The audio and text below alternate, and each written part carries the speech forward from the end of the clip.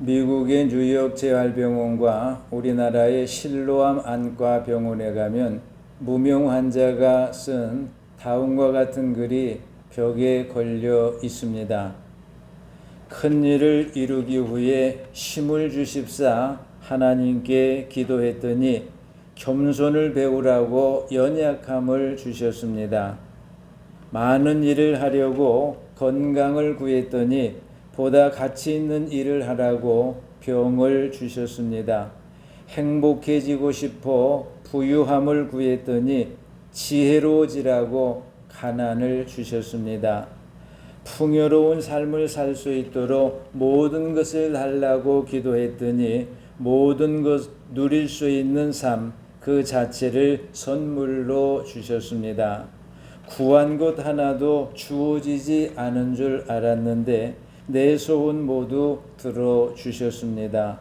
하나님의 뜻을 따르지 못한 삶이었지만 미처 표현 못한 기도까지 모두 들어주셨습니다. 나는 가장 많은 축복을 받은 사람입니다. 이거는 우리로 진정한 기도의 응답이 무엇이며 진정한 축복이 무엇인가 하는 것을 생각하게 만듭니다. 또한 우리로 앞으로 무엇을 구하고 무엇을 받아야 하는가를 생각하도록 만듭니다. 오늘은 이사야서 56장 1절로 이하 8절의 말씀을 통해서 가야 할 길이라고 하는 제목으로 말씀을 드리려고 합니다. 오늘 성경 본문에서 이사야 선지자는 바벨론에서 포로 생활을 하고 있는 이스라엘 백성들에 대한 하나님의 구원이 가까웠음을 예언했습니다. 하지만 궁극적으로는 하나님께서 택하신 백성들을 이 땅에 보내실 메시아를 통해 그들 모두를 구원하실 것을 예언한 겁니다. 한편 메시아를 통한 하나님의 구원은 특징이 있는데요. 그 특징은 구원의 대상이 어떤 혈통이나 어떤 신분이나 어떤 조건에 제한받지 않는다라고 하는 겁니다. 따라서 혈통적으로 유대인이 아닌 이방인일지라도 신체적으로 부족함을 가진 자라고 하더라도 메시아를 통한 하나님의 구원을 얻을 뿐만이 아니라 신앙의 공동체에 들어갈 수 있다라고 하는 겁니다. 한편 오늘 성경 본문은 바벨론의 포로에서 구원받을 이스라엘 백성들과 또한 메시아를 통해 구원받을 하나님의 백성들이 가야 할 길이 어떤 길인가라고 하는 것을 직접적으로 또는 간접적으로 우리에게 제시해 주고 있습니다. 따라서 이 시간에는 메시아 예수를 통해서 구원받은 우리가 가야 할 길이 어떤 길인가라고 하는 것을 살펴보려고 합니다. 먼저 우리가 가야 할 길은 정의로운 길입니다. 1절 중반부 말씀입니다. 너희는 정의를 지키며 의를 행하라. 이것은 정의롭게 행동하라라고 하는 겁니다. 요즘 우리 사회는 공정이라고 하는 말이 화두가 되고 있습니다. 공정이 온전히 실현된 사회, 지구상에 있는 모든 이들이 바라고 있는 것일 겁니다. 그러나 지구상에서 공정이 온전히 실현된 되는 사회를 이룬 나라는 아마도 없을 겁니다. 왜 그런 걸까요? 인간의 이기심 때문입니다. 또한 인간의 본성이 정의롭지 못하기 때문입니다. 따라서 우리 사회가 공정이 온전히 실현되는 사회가 되려고 하게 되면 이기심을 버려야 되고 불의를 버려야 합니다. 1500년대 스코틀랜드의 종교개혁자 존 낙스는 사람을 두려워하지 않고 하나님을 두려워한 성직자였습니다. 그는 당시의 왕이 하나님을 거역하고 악행을 저질렀다고 설교를 했습니다. 그러자 그것이 왕궁에 알려졌고 그로 인해서 그는 왕 앞에 서게 되었습니다. 그러자 왕은 크게 노하면서 당장 그 설교를 취소하라고 명했습니다. 그러자 존 낙슨은 고개를 저으며 이렇게 대답을 했습니다. 그것은 하나님의 정의입니다.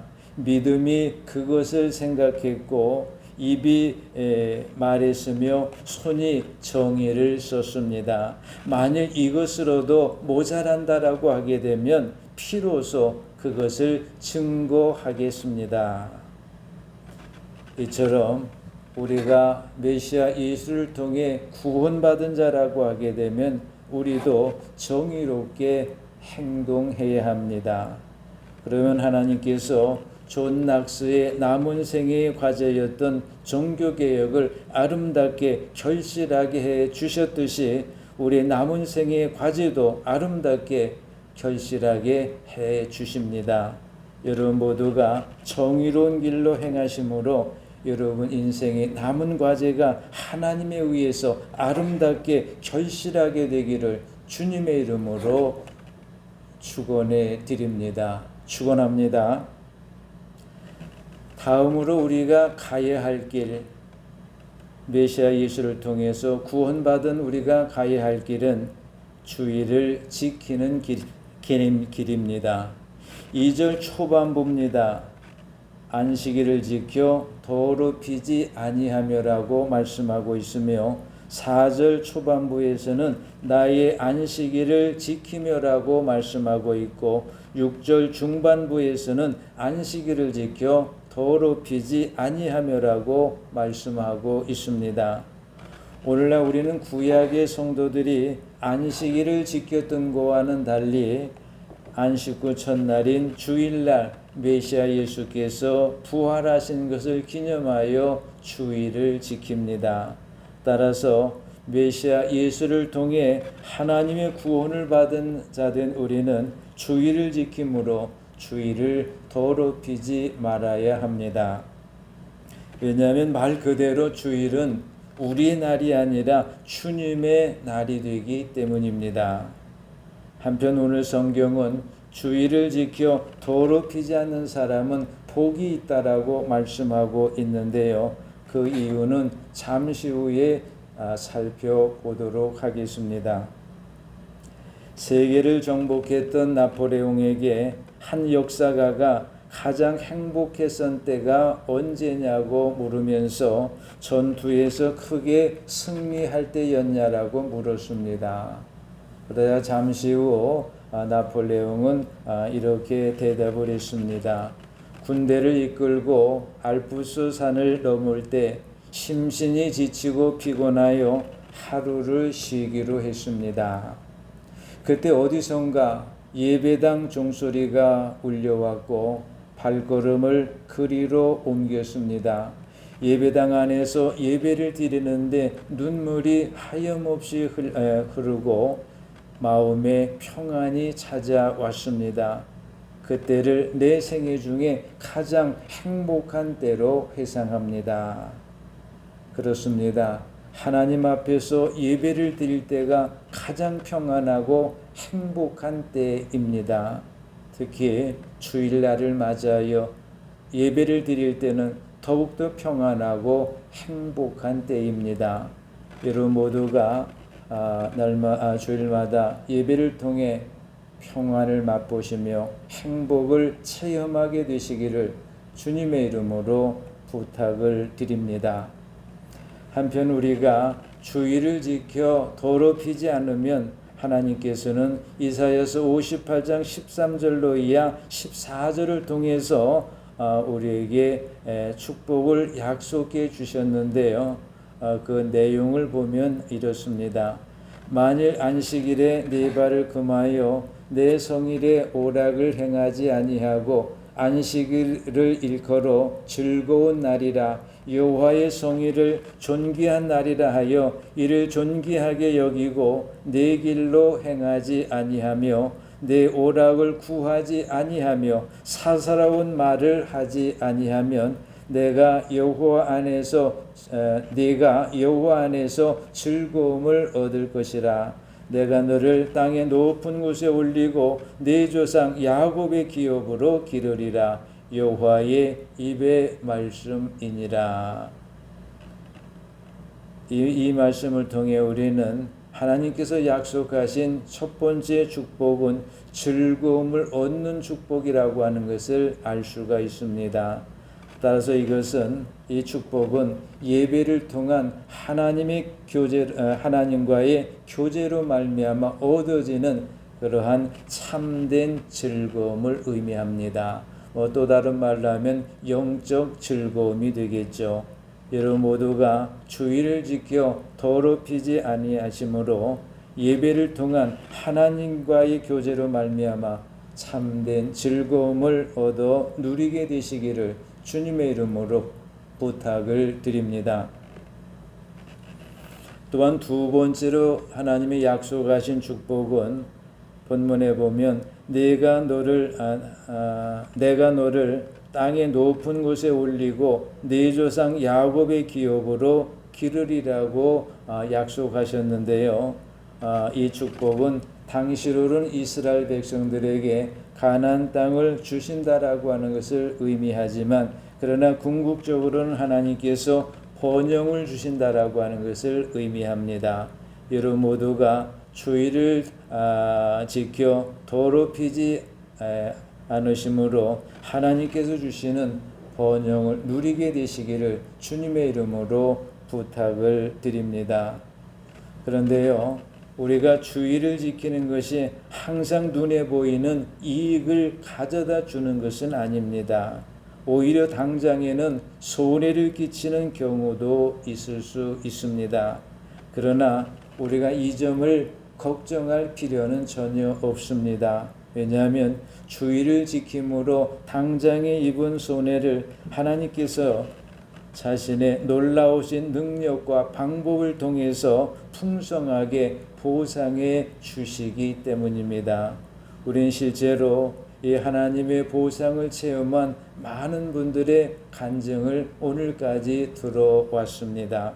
여러분 모두가 어떤 경우에도 주의를 지키는 길로 가심으로 하나님의 놀라우신 능력과 방법을 통해 풍성한 보상과 열매를 맛보게 되시기를 주님의 이름으로 축원해 드립니다. 축원합니다. 다음으로 우리가 가야 할 길은 어떤 길일까요? 그 길은 하나님께서 기뻐하시는 일을 선택하고 가는 길입니다. 4절 중반부입니다. 내가 기뻐하는 일을 선택하며. 사람은 태어나서 끊임없이 선택하며 살아갑니다. 따라서 그 선택이 잘 되었을 때는 평안을 얻습니다. 또한 기쁨도 얻습니다. 또한 성공의 단맛도 봅니다. 반면에 그 선택이 잘못되었을 때는 불안을 안게 됩니다. 또한 고통을 당하게 됩니다. 또한 실패의 쓴맛도 보게 됩니다. 그러므로 인생에서 선택이라고 하는 것은 대단히 중요합니다. 그런데 이것은 신앙에서도 마찬가지입니다. 신앙에서도 선택은 대단히 중요합니다. 왜냐하면 선택에 따라서 신앙의 풍성한 열매를 얻게 되거나 아니면 쭉정이를 얻게 되기 때문입니다. 그렇다면 신앙의 풍성한 열매를 맺으려면 어떤 선택을 해야 하는 걸까요? 그것은 하나님께서 기뻐하시는 일을 선택하는 겁니다. 그런데 우리가 성경을 보게 되면 대표적으로 하나님께서 기뻐하시는 일은 선한 일입니다. 또한 순종하는 일입니다. 복음을 전하는 일입니다. 하나님과 이웃을 사랑하는 일입니다. 이런 일들을 행하면 하나님께서 기뻐하십니다. 따라서 메시아 예수를 통해서 구원받은 우리는 이와 같이 하나님께서 기뻐하시는 일들을 선택하고 그 길로 가야 합니다. 소련의 스탈린 통치 시절에 보리스 콘벨트라고 하는 젊은 유대인 의사가 있었습니다. 그가 시베리아 강제 수용소로 끌려가서 그곳에서 의사 생활을 하게 되었습니다. 그러던 어느 날 신실한 그리스도인을 만나서 그의 열정적인 전도를 통해 그리스도인이 된 후에 그는 영혼의 자유와 평화를 얻게 되고 그는 이렇게 결심을 했습니다. 이웃을 열심히 사랑하면서 살자. 복음을 열심히 전하며 살자. 이처럼 결심하고 살던 어느 날 한 젊은이가 암으로 고생하고 있는 것을 보고는 안타깝게 여겨서 불법으로 수술을 해 줬습니다. 그러자 그는 수용소의 법을 어긴 이유로 사형을 당하게 되었습니다. 이에 그는 사형 전날 수술해준 젊은이 곁에서 밤늦도록 열심히 복음을 전했습니다. 이튿날 처형 직전에 그는 이런 질문을 받았습니다. 선택한 것에 후회가 없는가? 그때 그는 이런 유명한 말을 남겼습니다. 그리스도 안에서는 결코 후회함이 없습니다. 그때 살아난 젊은이가 바로 노벨 문학상 수상작가인 알렉산더 솔제니친입니다. 여러분 모두가 하나님께서 기뻐하시는 일을 선택하고 그 길로 행하심으로 그리스도 안에서 결코 후회함이 없으시기를 바랍니다.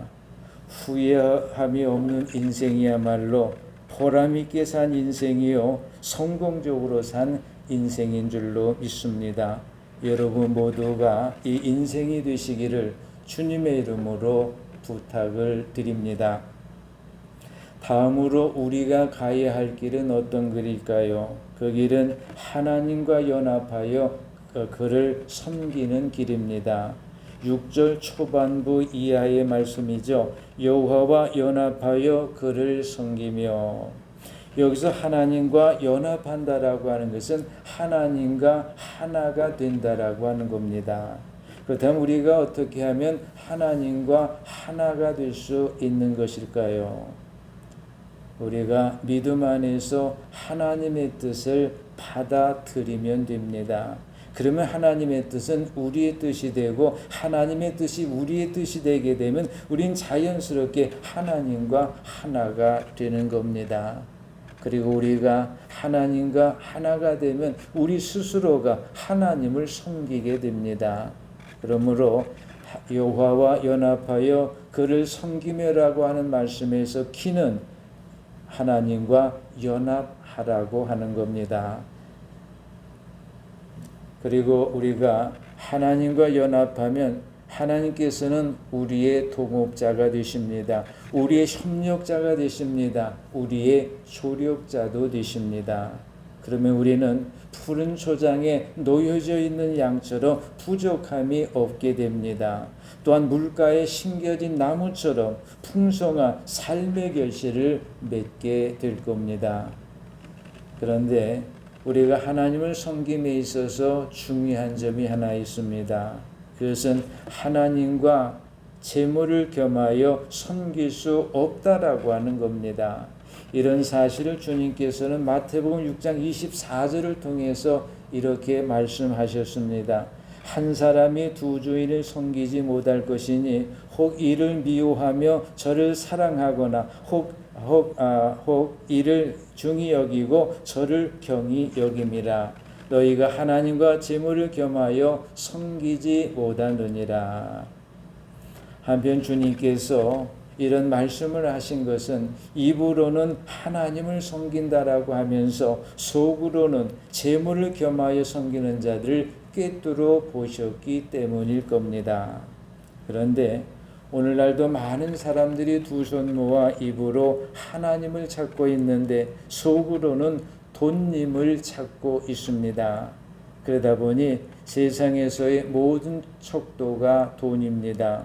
따라서 돈이 많으면 사람들에게 대접을 받고 돈이 없으면 따돌림을 받고 저주받은 자처럼 취급을 당합니다. 그런데 교회에 다니는 사람들 중에도 세상 풍조를 따라서 돈을 찾고 돈에 소망을 걸고 돈을 사랑하면서 돈이 없으면 아무것도 아니라고 말합니다. 그러다 보니 돈이 인격이 되고 명예가 되고 권세가 됩니다.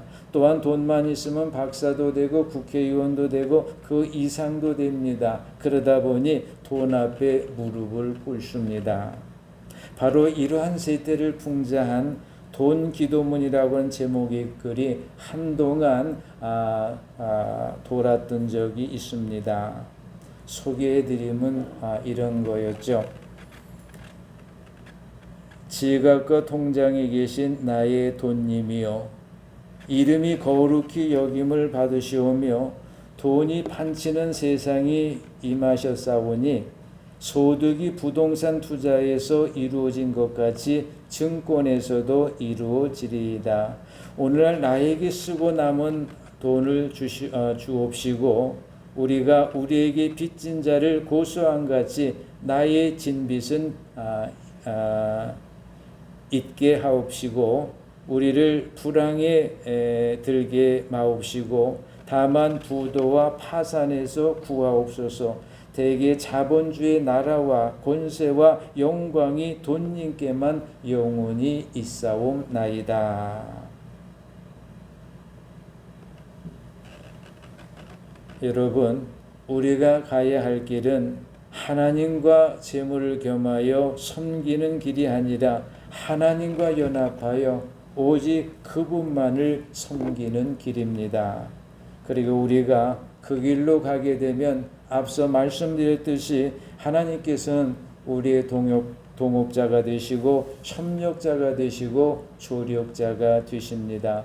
그러면 우리는 푸른 초장에 누여져 있는 양처럼 부족함이 없게 될 것이며 또한 물가에 심겨진 나무처럼 풍성한 삶의 결실을 맺게 될 겁니다. 여러분 모두가 하나님과 연합하여 오직 하나님만을 섬기는 길로 가심으로 부족함이 없는 인생, 풍성한 삶의 결실을 맺는 인생이 되시기를 주님의 이름으로 부탁을 드립니다. 다음으로 우리가 가야 할 길은 어떤 길일까요? 그 길은 하나님을 사랑하며 그의 종이 되는 길입니다. 6절 중반부 말씀이죠. 여호와의 이름을 사랑하며 그의 종이 되며. 사람은 누구나 누군가를 사랑하면 그 누군가에게 스스로가 종이 됩니다. 따라서 우리가 하나님을 사랑하면 스스로가 하나님의 종이 되는 겁니다. 그러므로 여호와의 이름을 사랑하여 그의 종이 되며라고 하는 말씀에서의 키는 여호와의 이름을 사랑하라라고 하는 겁니다. 그런데 이름은 전인격을 나타냅니다. 존재를 나타내는 거죠. 따라서 여호와의 이름을 사랑하라고 하는 것은 하나님을 사랑하라라고 하는 겁니다. 그렇다면 우리가 하나님을 사랑해야 하는 이유가 뭘까요? 우리가 하나님의 종이 되기 위함이기도 하지만요. 그러나 가장 큰 중요한 이유가 있습니다. 그것은 하나님을 섬기는 출발점이 믿음과 함께 역사하는 사랑이어야 하기 때문인 겁니다. 그런데 만약 누군가가 하나님을 사랑하지도 않으면서 하나님을 섬긴다고 하게 되면 그 누군가는 틀림없이 하나님을 이용해서 자신이 원하는 어떤 것을 얻기 위함일 겁니다. 예를 들자면 병 고침을 얻거나 또는 물질을 얻거나 하는 것일 겁니다. 그러나 그래서 우리가 분명히 알아야 될 것은 하나님께서는 결코 사람에게 이용을 당하시는 분이 아니라 오히려 하나님은 인간을 사용하십니다. 한편 하나님께서는 만병의 의사가 되심으로 얼마든지 모든 병을 고쳐주십니다. 또한 하나님께서는 금과 은의 주인이 되심으로 하나님의 방법을 통해서 하나님은 언제든지 물질도 주십니다. 그러나 병고침을 얻거나 물질을 얻는 것이 하나님을 섬기는 출발점에 되어서는 안 된다라고 하는 겁니다. 하나님을 섬기는 출발점은 하나님에 대한 믿음이 동반된 사랑이어야 한다라고 하는 겁니다. 한 어린아이가 아버지 무릎에 앉아서 아버지에게 이렇게 물었습니다. 아빠의 영혼은 보험에 들어있나요? 그저 아버지는 되물었습니다. 왜 그것을 묻느냐? 그랬더니 아이가 대답하기를 조지 아저씨가 그러는데 아빠는 다른 보험들은 다 들었는데 영혼에 대한 보험은 들지 않았으니 그것이 걱정이 된다고 말씀하셔서 그래요. 그러면서 제자 아빠에게 권합니다. 아빠, 영혼에 대한 보험을 들으세요.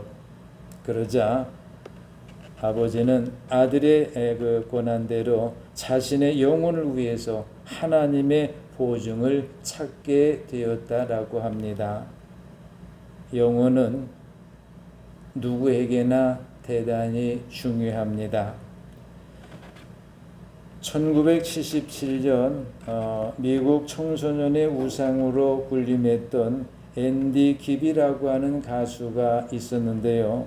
그는 19살의 호주에서 미국으로 이민을 와서 음반을 냈습니다. 그의 음반은 불티나게 팔렸고 최고의 영예인 그래미상을 2번이나 받았습니다. 그때 그의 나이는 고작 21살이었습니다. 그러나 그는 곧 마약을 시작했고 정확히 10년 후에 $150의 빚을 지고 외로이 죽어갔습니다. 그의 친구들은 그의 사망 원인을 이렇게 분석했습니다. 그는 공허했다. 영혼이 텅 비어 있었다. 그렇습니다. 영혼이 텅 비어 있으면 또한 영혼에 하나님의 보증이 없으면 살아도 살아있는 것이 아닙니다. 따라서 영혼이 텅 비어 있다면 영혼의 보증이 필요하다면 하나님을 만나서 그분을 사랑해야 합니다. 그러면 영혼이 잘 됩니다. 또한 영혼이 잘 되면 범사가 잘 됩니다. 여러분 모두가 하나님을 사랑하는 길로 가심으로 영혼이 잘 된 것 같이 범사가 잘 되시기를 주님의 이름으로 축원해 드립니다. 축원합니다.